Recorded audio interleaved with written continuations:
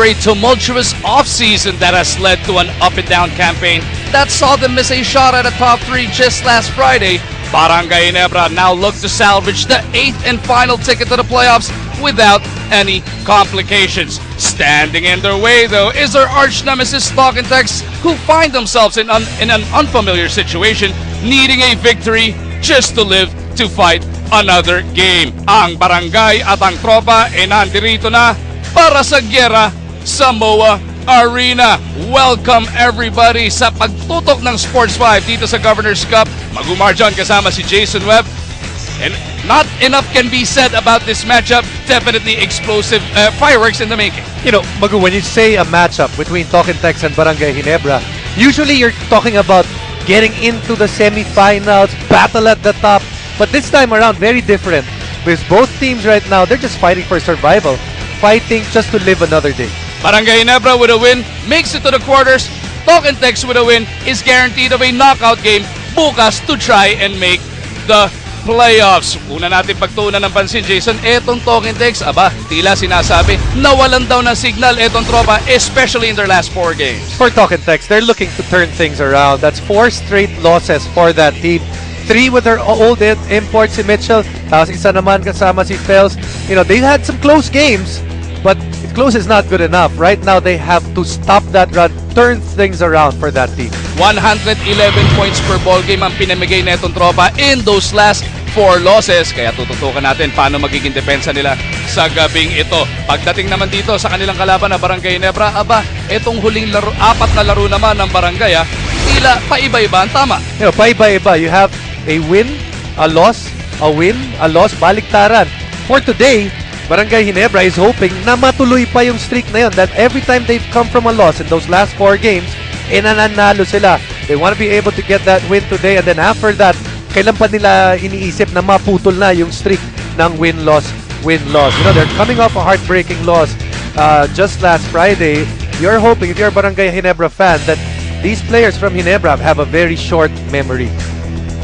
So eto na po, laban ng sapula-sapute dito sa loob ng MOA Arena, ang kahuli-huli ang laro ng elimination round ng ating Governor's Cup. A PBA Career Achievement Award. As a special citation is about to be Last given out. Friday, in their previous game against Globalport, this player became the latest member of the league's 5,000-point club.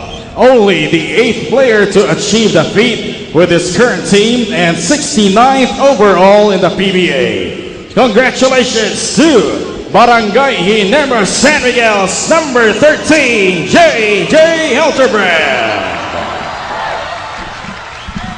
So J.J. Helterbrand, the 2008 PBA MVP, becomes the 69th member of the 5,000-point club. Parte yun ng 18-point explosion niya. You know, for J.J. Helterbrand, that's a milestone. But another thing is, if you actually look at this conference and you look at the games of J.J. Helterbrand, you can see that he's actually getting better and better as this conference has come along. And he has actually found a key role for this team coming off the bench.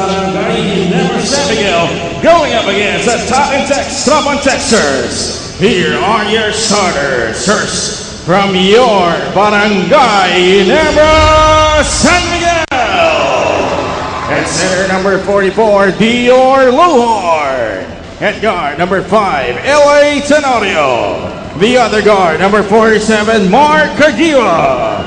At 4, number 34, Chris Ellis. And the other 4, number 2, Billy Mamanil. Head coach for Brgy Ginebra is Coach Ato Agustin. And now the starting 5 for your Talk and Text Global Texters. At guard number 17, Jason Castro. The other guard number 12, Larry Fonacher. At center number 34, Ali P. At 4, number 7, Courtney Fells. And also at 4, number 11, Sean Anthony. Head coach of the Trouble Texters is Coach Norman Black. Our officials to the ball game are so the big news just before we start, Mark the Spark Kagiwa, the reigning MVP, back on the starting unit after coming off the bench the last 4 games para sa Ginebra. This time around, you can see that Coach Chato also hoping on the offensive side. They have a good start offensively, coming up with LA Tenorio and Mark Kagiwa to start this game. Here we go. Lowhorn and Fels jumping it up at center court. Mark Kagiwa controls that leather. LA Tenorio gustong magmadali sa opening drive ng Barangay Ginebra. Kagiwa threw a Lowhorn pick with a pull up from the elbow. No go. Mamarildo keeps it alive and on that side of the basketball court. Mamaril to Ellis. He pulls up. Mama, doon sa shot clock yung bola.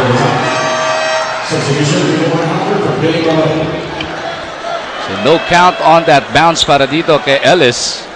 As Meyerhofer, pinasok agad, ano? Itong si Rico Meyerhofer, pinalitan kagad si Billy Mamaril. And they're looking at matchups and they feel that Rico will be able to handle Sean Anthony. How about Courtney Fels?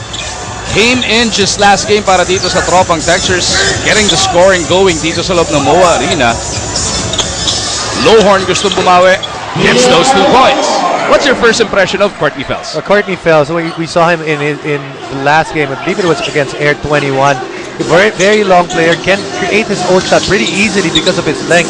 But one thing that we noticed, he actually had to guard someone at the post. He has a hard time when you play him at the 4 at tapos ang babantayan niya, pinopostehan siya. Tenorio, stop and pop 3-pointer doesn't work. Ali peak para sa rebound.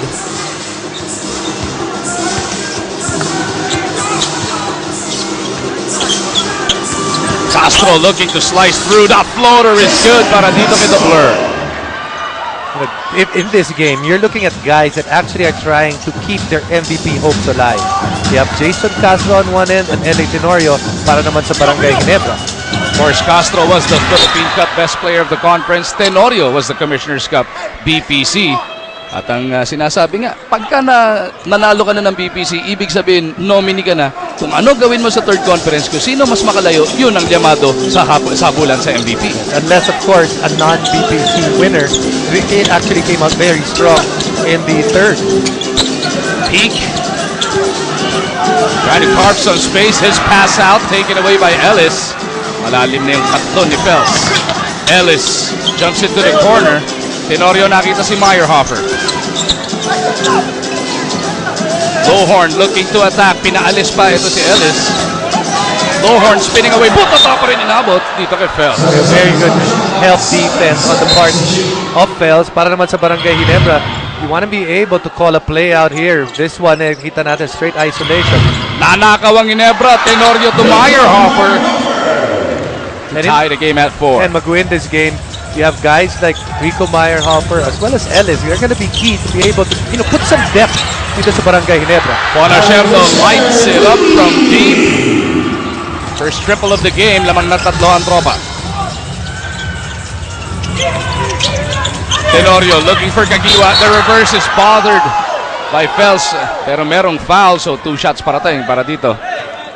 Okay, Mark. And you like what Mark Kagiwa is doing. Yes, binabantayan siya ng import, but he's remaining aggressive. Why? Because if you make the import play defense, that means that you're making him work on both ends of the court for 48 minutes. Hindi yung pag nandun siya sa kabila, on the defensive end, nagpapahinga siya. Mark Kagiwa scores his first point of the contest. Bitin yung pangalawa. Fels sky high for the rebound. Tumatakbo ang tropa. Fels shifting hands. Lalim lang niya doon si Ellis. Yeah, but you gotta talk if you're Ellis and Mark Kagiwa because there's a cross matchup because si Fels pinabantayan ibang tao. Nice pass, Meyerhofer to Lowhorn. 4 na puntos na para dito kay Dior. Castro on the move, jumps into the post. Anthony spinning away from Rico. Meyerhofer barking at the officials. The referee steaming. It might have been a flop.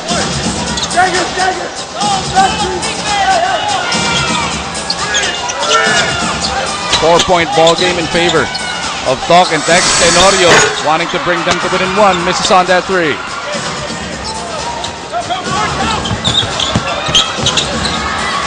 Three-pointer is missed, pero Anthony grabs that rebound over Meyerhofer. He's fouled on the follow attempt. First team foul for Brgy Ginebra, second foul. Sideline inbound lamang para dito sa TNT. Castro didiscarte. Anthony will offer the pick. Jason, down low to Anthony, off the slide. Ali from the elbow. That's good. That's just good ball movement on part of Talk and Text, really making the defense of Barangay Ginebra work.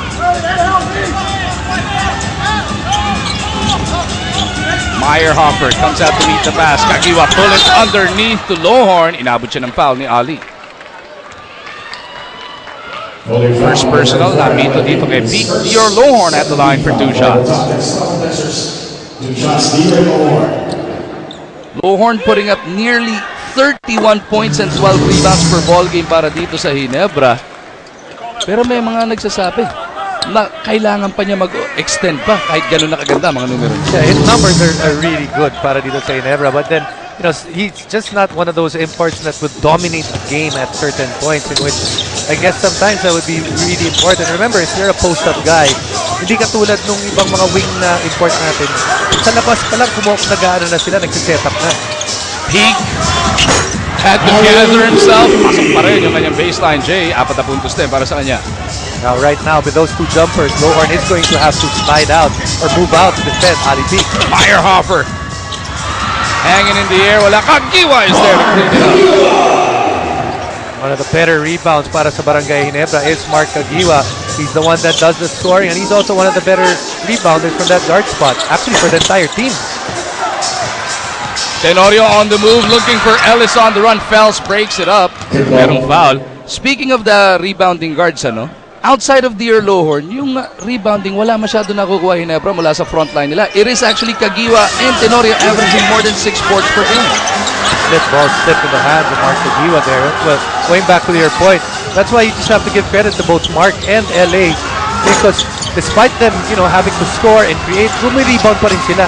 Tenorio, this time using 2 pump fakes for the layup. Just like that, Barangay Ginebra is within 2.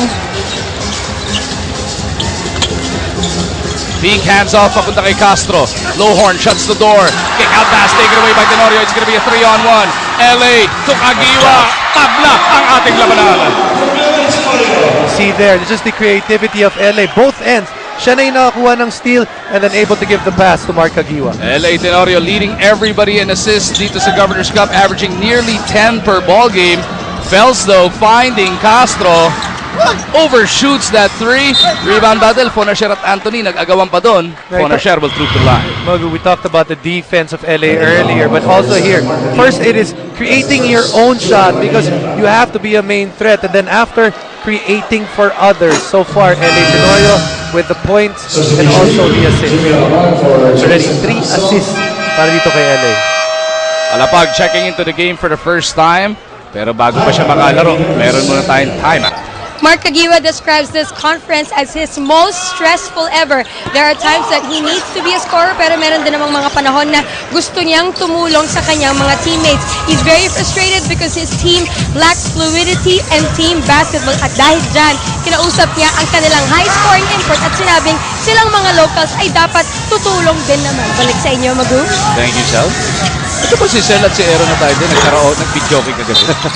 Walang boses, ha? 16-15 is the score. Talk and text with a 1-point lead. Ramil del Ocampo ay pinasok na rin dito ni Coach Norman Black. Makakasama itong sina Ferriols, Fonasher, Alapag, and Fels. Tenorio may tangan ng bola. He goes underneath to Lohorn. Dalawa kalaban. Walang problema. Tutungo pa sa ating free throw line for a bonus. DR Lohorn having another excellent first quarter. That's already 8 points para sa kanya. And of course, good eye again on the part of LA to set him up.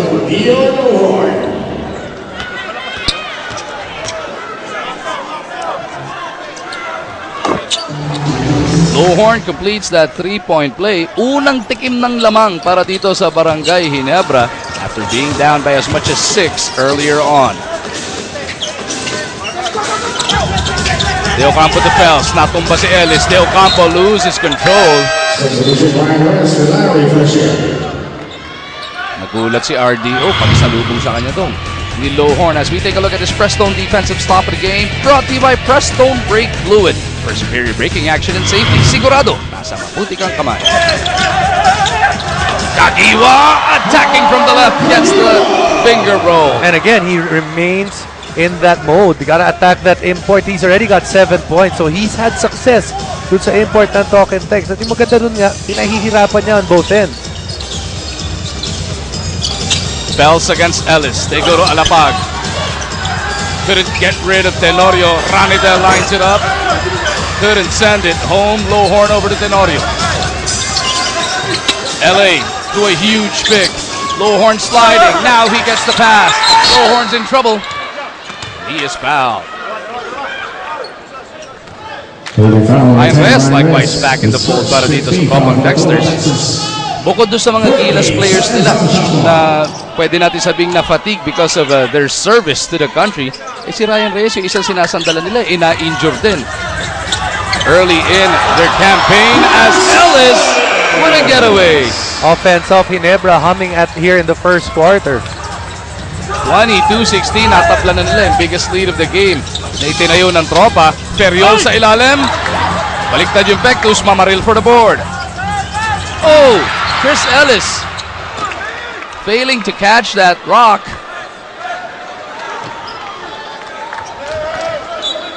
Coach Ato Agustindo and manager Al Francis Chua. Wow. Mental lapse then on the part of the Tropang Dexters. Unforced turnover.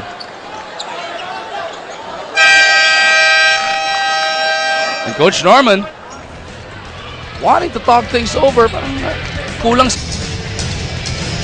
Imbitahan muna natin lahat na suportahan ang Cine Filipino. Ongoing na po yan hanggang September 24. Yan po ang Cine Filipino Film Festival. Cine Filipino, kwento ang hari. 22-16 Barangay Ginebra after a somewhat slow start. Now in control kontra dito sa Tropang Dexters. At nagpalitan ng miscue, no? Si Ellis turned it over and then Talk and Text all of a sudden with a backcourt violation. Yes, and Barangay Ginebra in a 13-1 run pagkatapos magkaroon ng malaking kalamangan ng Talk and Text. Tenorio looking for Lowhorn. He touches it out. Kagiwa takes the three, drops it off. Lowhorn will have to earn his 2 points from the line. Nice. Actually makes that a three-man game between Tenorio, Kagiwa, as well as Lowhorn. Just a little triangle right there on that side. And they're able to pass that ball around and not really giving that defense a chance to react quick enough. Lowhorn now in double digits, 10 points in total. As we go back to Salgaval. 41 big points in the last game for Dio Lowhorn meant that against all odds, he will really muscle his way to score. Pero he is willing enough to adjust his game and give some to the locals kung di na talaga kayang pilitin. And he will also want to play defense rather because Coach Ato Agustin wants him to be more intimidating in the paint. Magu? Thank you, Sal. Those 41 were a PBA career high para dito kay Dior. As Ranidel De Ocampo gets 2 of those right back. Tusok pa sa ating line for a bonus charity. Ranidel De Ocampo, just the king of footwork right there, able to turn around just so cleanly. Going back to yung sinabi mo, Magu, kanina regarding the big men of Barangay Ginebra having trouble rebounding. And I guess that's where mamimiss mo rin. Ito si Japet Aguilar para sa Barangay Ginebra. Could be that guy that would give them about 7 rebounds at least. In his 3 games with Barangay Ginebra, ito si Japet Aguilar actually averaged 7 points and 6 boards per contest. As Dior Lowhorn connects from the outside.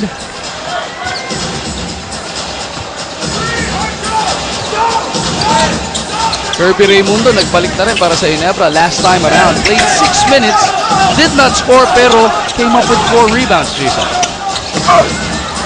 Ranidel sa ilalim, shoots over Dior. You know, the problem is, Billy Mamaril's getting caught on that screen. He's showing, tapos hindi niya iniiwan si Jimmy Alapag. That's why LA, naiipit naman siya kay Ranidel. Ranidel just goes straight to the post and has that chance na gumagalaw siya. Away from play, may nasilip na foul. And it looks like it's going to go against Mamaril. Second personal foul on Billy.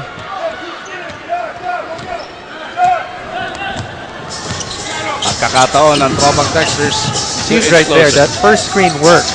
When it's, if you can run that again, you're gonna see that the first screen actually works. And Ginebra is able to play defense on it because Lohorn is showing hard tapos umaalis siya. The problem is, pag tumating na with Billing Mamaril, once he shows, he's not quick enough to go back to his man. And that's when Jimmy makes that decision either to take the shot or find Ranidel. Jimmy Alapag fouled in the act. Pangatlong personal foul yan para dito kay Mamaril. Here we go, Jason. But this is actually Barangay Ginebra on offense earlier. This is the offensive foul. Yun yung offensive foul nga natin ni Mamaril. Substitution for Billy Mamaril.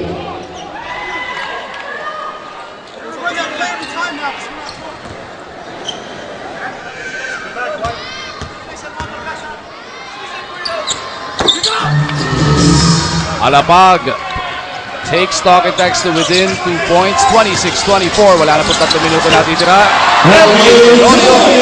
Puts 2 right up sa kabilang dulo. Right now, para sa Barangay Ginebra, Tenorio, Kagiwa, and Lohorn, they're the guys na talaga nagbubuhat dito para sa kanilang kutunan. Bells in traffic, gets it out to Reyes. Alapag on the move, lines up a 3. Air ball para kay Jimmy. Ranidel saving it. Mananatili possession dito sa tropa pero 5 segundo na lang ang natitira sa kanilang shot clock. Ellis goes off right now for Mac Barangay, but he actually played very good defense on Fells. Fells in motion. Talkitex has to go. Ranidel for 3. No. Para kay El para sa board. Tenorio through a low horn pick. Gives it back out to Dior. Para kay El. Bagong pasok. Aatake. Nasaraduhan ng pito. Here's Meyerhofer spinning away. Finishing with a left. Niluwalang ng ring. 2-minute warning ng ating opening frame. Fells trying to do it by his lonesome. Gets his 2 points. Mismatch there. Binasa ni Fells. Nakita niya. Lohorn ang bumabantay sa kanya. Does not have the lateral quickness para sa depensa. Meyerhofer surveys the floor. Coming upon a minute and a half remaining in this first quarter. Para kay El, handoff. Tenorio with a teardrop. Ferrios will clear it as he crashes to the floor.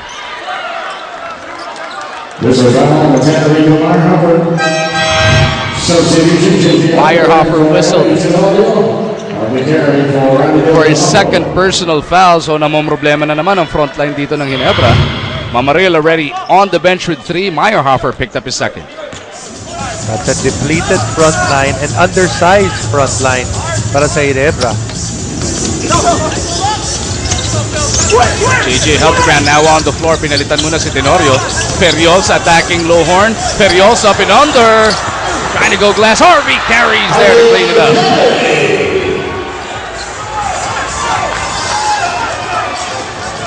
Tied at 28 sa ika-4 na pagkakataon na itong deadlock na to. Away from play, meron na namang foul. This time looks like it goes against Talking Text.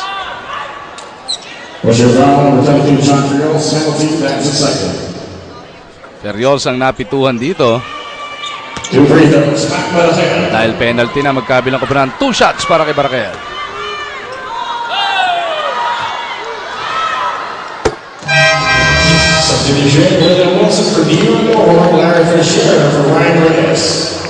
So with less than a minute remaining in this opening quarter, pinagpahinga na muna ni Coach Ato si Dior Lohorn.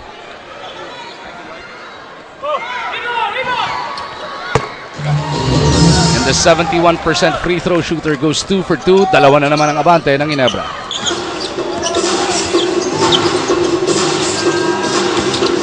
Alapag 2. John Ferrios. Nice slide coming from Bisoy. Well, the big men of Talking Text really helping out the cause, especially yung mga locals. John Ferrios, Harvey Carey had some points as well. Ranidel, all of them at the paint. At kung akala mo, Jason, yung first game natin high scoring, kita mo naman 30-30 na rin ang score dito. Talagang Super Bowl Sunday tayo dito sa loob ng MOA Arena.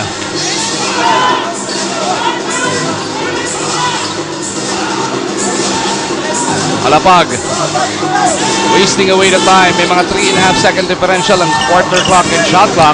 Jimmy goes glass. No. Carey had a hand on it. Natapik ni Meyerhofer palabas. Substitution, Aaron Alban for Courtney Phelps. Pinagpahinga na rin ni Coach Norman naman. Etong si Courtney Phelps. 6.3 seconds for talk and text to try and come up with a shot. Perios back over to Alapag. 3 to shoot. Larry lines it up. No go. Rebound battle. Wilson prevails and that'll do it for the first 12 minutes of action. Tapla ang ating labanan sa 30. L.A. Tenorio was all over the floor para dito sa Barangay Ginebra. Pero itong Courtney Phelps talagang scoring machine ang dating. Para sa tropa, D.R. Lowhorn di rin naman magpapahuli. Kaya naging tabla ang ating labanan.